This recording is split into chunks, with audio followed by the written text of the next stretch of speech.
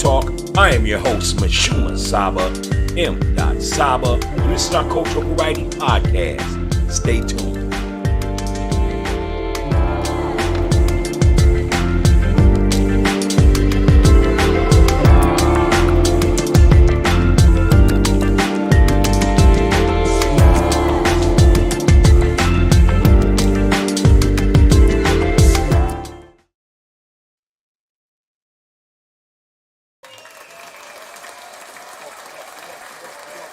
Welcome. Greetings and peace to Coffee Talk Podcast. This is the Cultural Variety Podcast Show. And I'm your host, Mashuma Saba, M. Saba. And this is our Cultural Variety Podcast Show. How y'all doing today? Y'all over the intro? Apologize for that. But welcome to the show. It's August 1st, actually. Woo! Summertime going by quick, y'all. But it's August 1st, 2023. And today is Tuesday. And Tuesday is actually going to be a backup day to the fact that we didn't have a show yesterday. And I do apologize for that. And that's why we're here today on Tuesday night. And if this is your first time tuning into the show, typically Sunday and Monday alternate nights is our cultural studies night. And when I say cultural studies night, you know, our culture is so big and broad that we like to cover everything. You know what I'm saying? We like to give props to our lawyers, our doctors, our scholars, you know, our poets, our people, our ancestors. We like to give props to that. So on Sunday and Mondays, we like to go ahead and, you know, we might read a small short story. You know, we may do a poem. We do things like that to give to pay homage and to honor our people. So that's what we're here for tonight on Tuesday. But it's really our cultural studies night. I would like to say to you guys that and people, I should say, I don't want to say guys, as it doesn't seem like we're including everybody, but to my fellow supporters, thank you for continuing to support our show, Coffee Talk Podcast. We are the Twin Cities' own podcast where you can come and get the flavor, where you can come and get the culture of your people. And so we do that on alternate Sunday and Monday nights. On Wednesday nights, we have what we call our sports night. And our sports night doesn't have anything to do with who won or lost the event. We don't really care. We like to talk about the different intricacies that's going on behind the scenes in the world of sports. And then on Friday and Saturday, alternate nights, we like to let our hair down a little bit. We like to go ahead and play 10-question Q&A. We like to have a guest come through. We like to just have a good time of laughter and humor and just have a good time on all of the latest topics from entertainment to our culture to everything. You know what I mean? So that's what we do. All right. We got a great show for you tonight. We're going to talk about the fight. I know a lot of people have been talking about the fight, what I want to do is I want to point out some of the good things that I take away from the fight. The reason and what fight am I talking about? Sorry, I'm talking about the recent fight at 147-pound welterweight division championship for undisputed between Terrence Bud Crawford and ERROL the Truth Spence. It was a great match. The belts were on the line. ERROL's WBA, WBC, and IBF titles, as well as Terrence Crawford's WBO title. So all four titles was on on on the board for the match. You know what I mean? If that makes sense. They all was up for containment, and also Ring Magazine and Pound for Pound King. It was all up. So it was a great fight. It took place at T-Mobile Arena on July 29th in Las Vegas. Before we go into that, though, you know, I also want to mention that we're going to be talking about Phyllis Wheatley as well. So we're going to have that short story, what I like to call our story. That's what we do on nights like this, which is Cultural Studies Night. So we're going to go into that. But before we go into that and start our show, we never start our show without giving you its flavor as well as its wise word.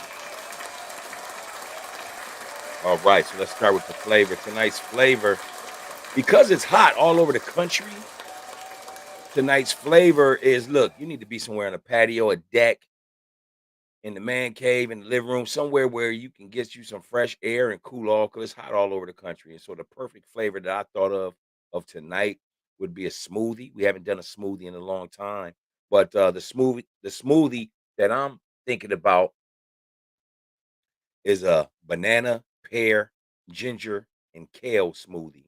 Why?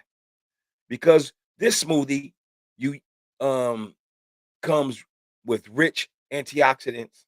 It can lower the blood pressure as well as your cholesterol levels. It is an excellent source of vitamins and minerals. And the banana itself is high in potassium, and it also has a contains a good level of protein. I would suggest that you use a little bit of almond milk, honey, and vanilla. Put that all together. It's gonna definitely come out green. And let me say that the ginger inside this particular smoothie, we're going to call it a green smoothie, of course, but the ginger also helps relieve stress as well as fights off chronic diseases. So tonight, today, tonight's flavor is a green smoothie. And again, that's a mixture of banana, pear, ginger, and kale. Throw a little bit of almond milk, honey, and vanilla with that. Spin it all up. And there you go. Throw you some ice up in that joint so it can be real chill. Enjoy yourself tonight. Today's flavor, a green smoothie. All right. Next up, next up is our wise words. And our wise words comes from an actor, or the first actor, African American actor to win an Oscar award. I enjoyed a lot of his movies that I've seen, and the fact that he is the person that we're going to be doing the wise words from tonight, or quoting the wise words from tonight, encourages me to check out some other films of his that I have not seen. Who am I talking about? I'm talking about no other than the great actor and philanthropist, Mr. Sidney Portier. Mr. Sidney Portier was born on February 10th, 1927, and he went to the Essence January 6th, 2022. His wise words was this: racism is a very painful thing, and that's life, and it never ends. Racism is, I'm sorry, I'm gonna rephrase or reword or reread the wise word. I do apologize. Racism is very painful, and that's life. It never ends. Racism is very painful, and that's life. It never ends. Racism is very painful. That's life, and it never ends. Those are the wise words of Mr. Sidney Portier. Some of the movies that you could check him out in is A Raisin in the Sun, Lily's Field, Uptown Saturday Night, which is one of my favorites, and Let's Do It Again, which is also one of my favorites. Both of those movies was with Mr. Bill Cosby and a host of other all-star casts. Tonight's wise words is Mr. Sidney Portier.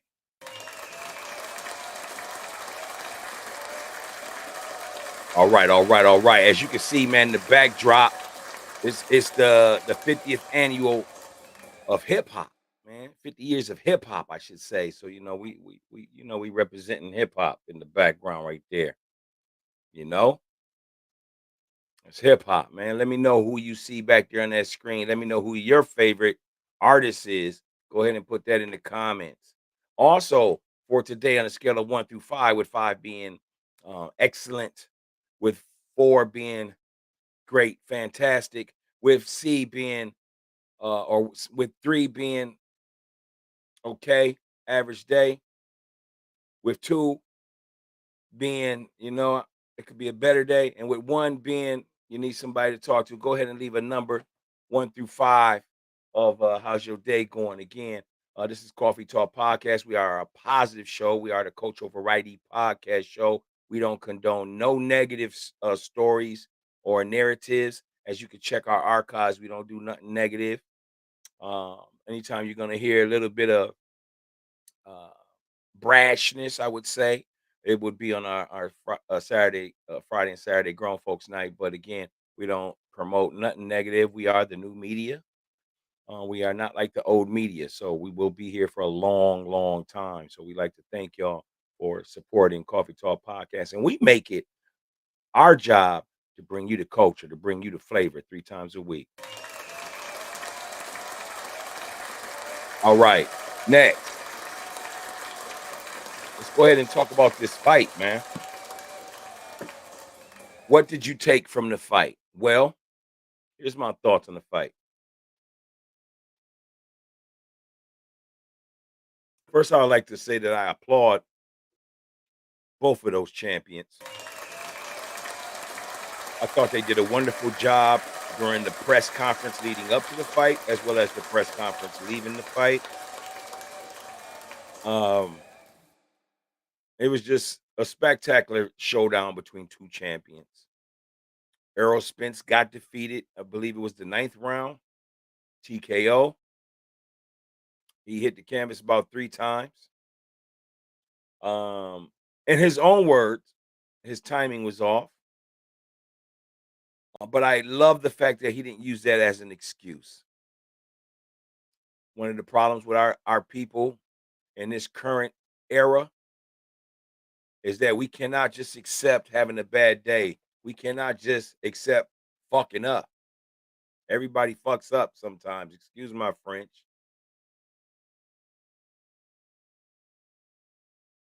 Everybody has a bad day. Everybody can't win every contest.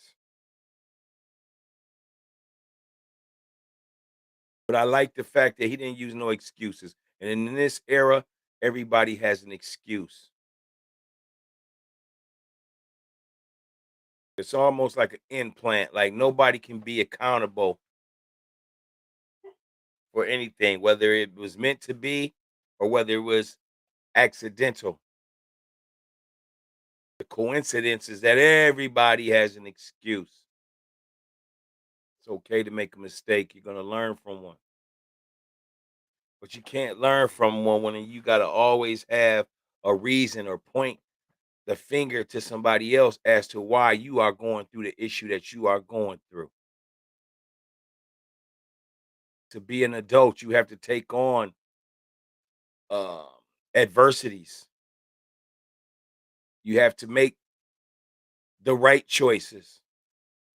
And who's to say what is a right choice? A right choice is for you. But you have to learn not to make your choices based off emotion, but based off of more of a thought process, or more of a critical thought process, or more of weighing um, or balancing out the situation, the pros, the cons. How does it benefit you? How does it not benefit you? The things that does not benefit you, you don't need to be a part of. The things that benefit you, you want to get with other egg-like minds so y'all can benefit together and build off of one another. We have to let go of the excuses and the pain of it. I don't care if you have to go get therapy, talk to some brothers in counsel, some sisters, some elders, whatever. We got to give up with all these damn excuses about everything. And so that's why my hat goes off to Errol Spence, because he was a man even in defeat. What I also liked about Terrence Bud Crawford is his humility. Sometimes people say, man, I don't want to be, humility is a bad word. But in this case, it's not. What I mean by that is, although he won, He didn't step on that man while that man was down. He actually went and gave that man a handshake, and they hugged it out at the end. It didn't have to be two black men going against one another, wanting to kill one another. Although in one of the press conferences, um, Terrence Crawford's one of his entourage or somebody in there was talking stuff to Bud Crawford, and it could have got out of hand. I say this to those type of people: you are responsible for your entourage. You are responsible for the people that speak for you, and that's why you can't have people speaking for you. As a man, you must speak for yourself. Can't no woman speak for you. Can't mommy speak for you. Can't your homeboy speak for you. It's a serious thing when we say 10 toes down. 10 toes down is being a man is standing on your square, standing on your morals and your principles.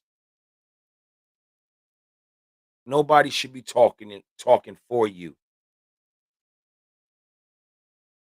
But that was the excuse me, that was the press conference, and I thought it was very well congratulated and very well celebrated amongst all those people's cameras, if you know what I'm talking about with old media.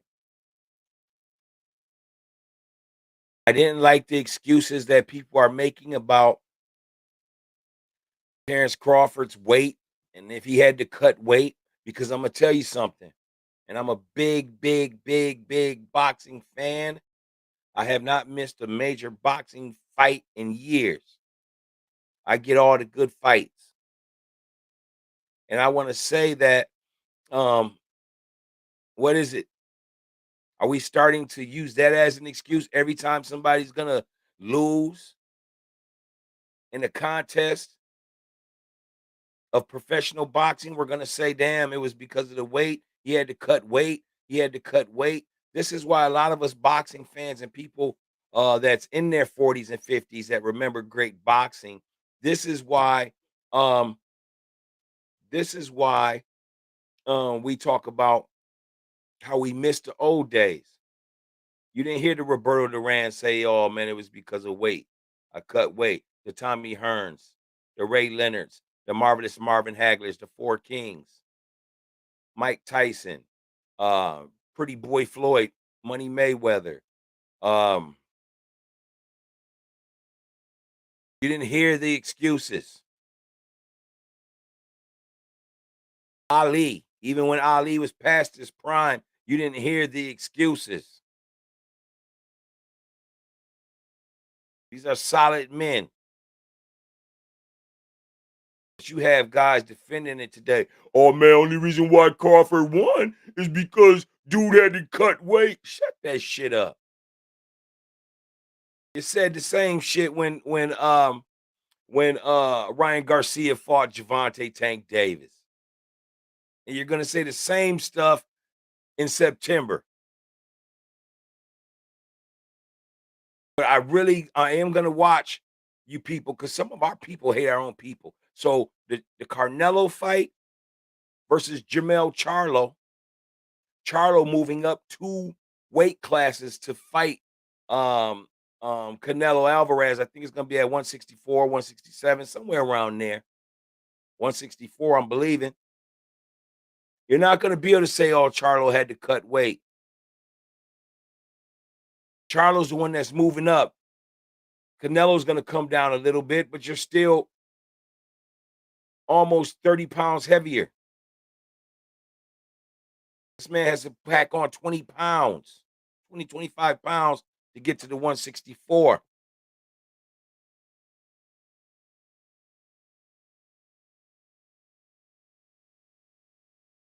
Hey, you brothers support y'all's brothers. And Canelo has fans, but may you brothers support your brothers. Because one of the things that I notice about you brothers out there uh throughout the nation is y'all be so quick to want to down your brothers, whether it's Michael Jordan, whether it's Kobe, whether it's LeBron. You always talk about your brothers, but you don't put this much pressure. on them other folks. It's an envy and a hate that is a sickening and a cancer within our own. And it goes on every day, just like it goes on when you scroll these certain social medias and you know some of these people, and when they don't have nothing, they ran out of shit to say. They'll put up a post of our people fighting and killing one another for likes and stuff like that. They demonic. They're deno demonic. Sorry, tripping over my words today. Somebody once said that because people don't read, usually they have a thinking level somewhere around the third or fourth grade, with the most going up to eighth grade. Brothers can't think or have the vocabulary past eighth grade. So imagine that when you don't have nothing that you can talk about because you feel it's lame or you feel it's soft. It's soft to talk about the museums. It's soft to talk about things you would like to do with your children. And some of y'all don't want to do it with your children because you've never seen it. You've never seen it from your parents. So I get it. I understand. I'm with you. We got to work through that.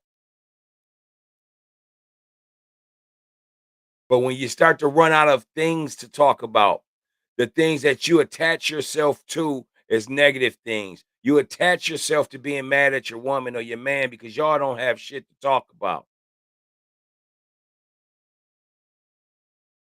When the vocabulary's limited, then you start to talk about other shit that is negative because you don't know how to stay positive. You don't know how to stay on that type of uh communicational frequency. So when you get run out of words, you start to put up images, and you don't have the intellect to even understand that the images that you are putting up is casting fear, is casting homicide, is casting prostitution, it's casting being dumb and it's okay not to know the answers to things.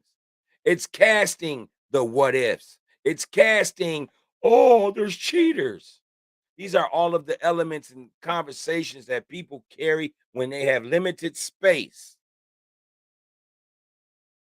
in their vocabulary, as far as the vocabulary of their minds, thought process, as well as the language. They don't have the I can talk about this, talk about that. No.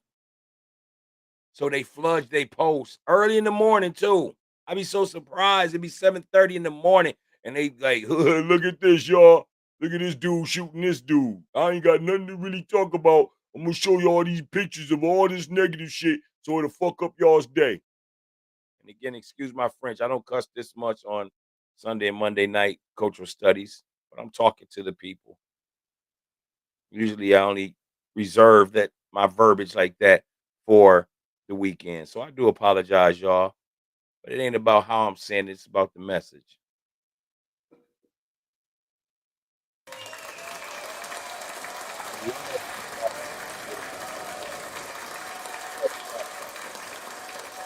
And Arrow spent.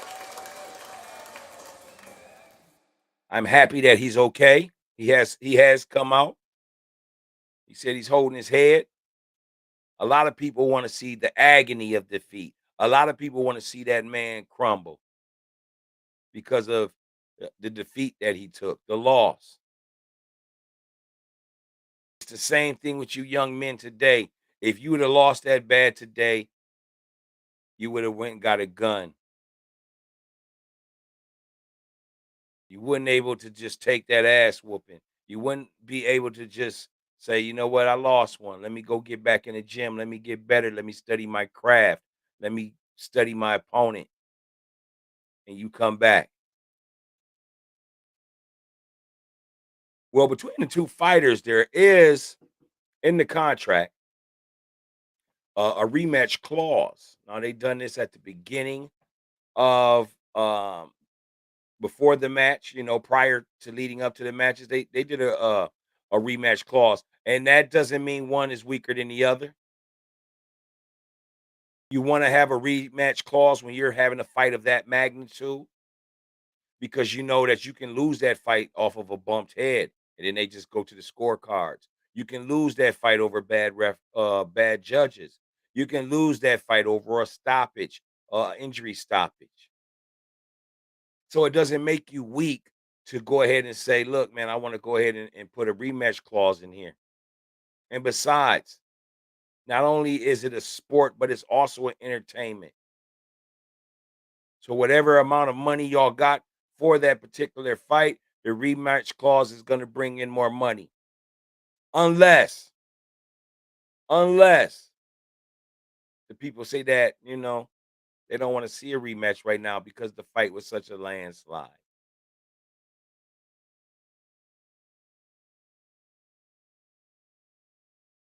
I just want to say, as we get ready to end this segment, that I tip my hats off to both of those boxers, man. Those was brothers that all 2 months leading up to the fight, man, they didn't talk about one another. It was a battle of will. It was a contest. It was a chess match.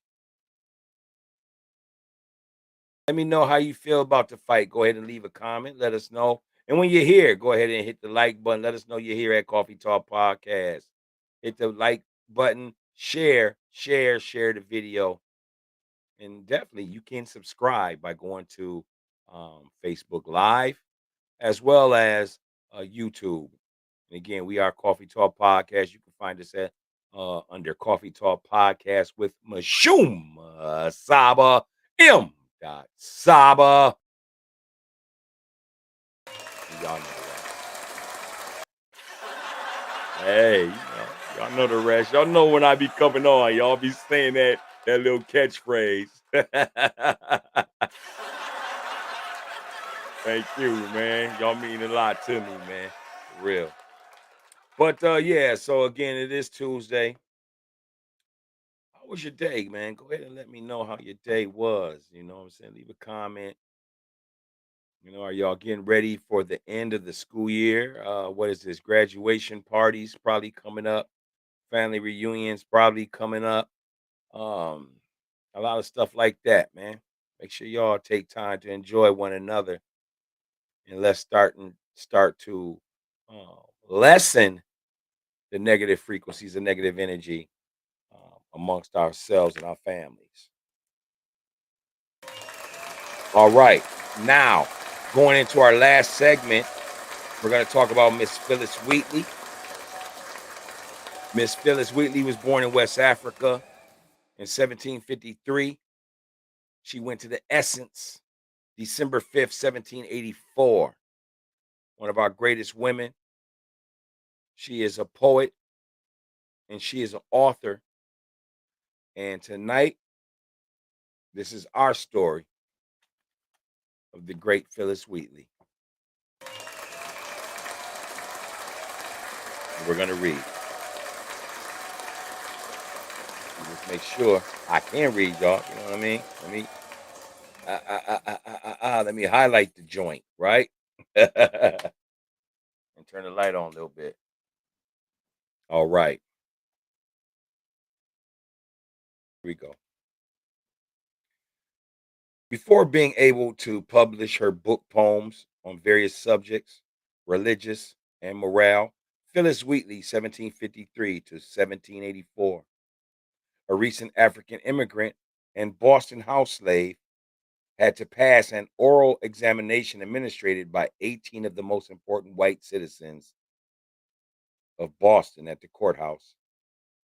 She submitted herself to this examination as her book had been rejected by the Boston publishers the year before. Though no transcript of the examination has survived, it appears likely that Wheatley was questioned on her knowledge of the neoclassical as well as the biblical references that appear in her poems. More important, this group of examiners, which included Thomas Hutchinson, the governor of the colony, and John Hancock, a future signer of the Declaration of Independence, sought to determine whether she was capable of writing the poems. she claimed to have written. No one, they assured her, would believe that a Negro could write poetry. She passed this she passed this examination, for in 1773 her book of poems was published in London. Boston publishers still refused the book, with a preference that included a written an attestation from these citizens that she is thought qualified to write them. It was the first book to be published that was authored by an African American.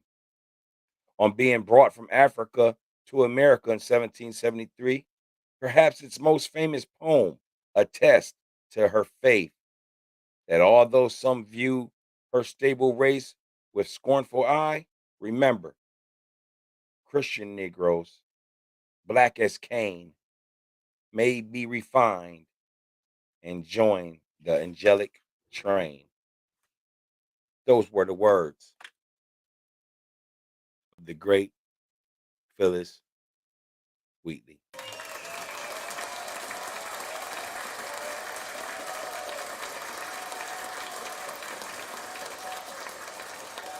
So go ahead, let me know what your thoughts are tonight. Have you heard of Phyllis Wheatley? Are you a poet? Go ahead and let us know. Leave that in the comments.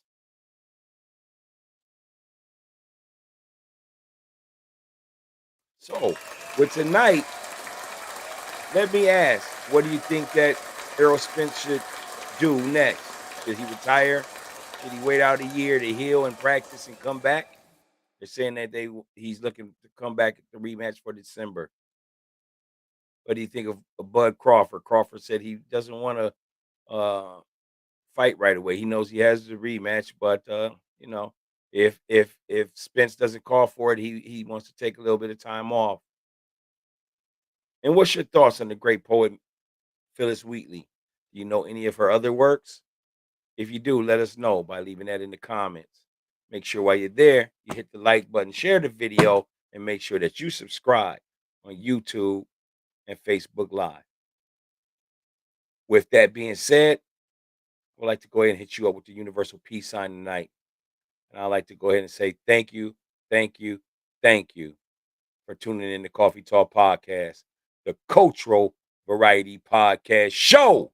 And I am your host, Mashuma Saba, M. Saba. And this is our cultural variety podcast. Until next time, I'll see y'all soon.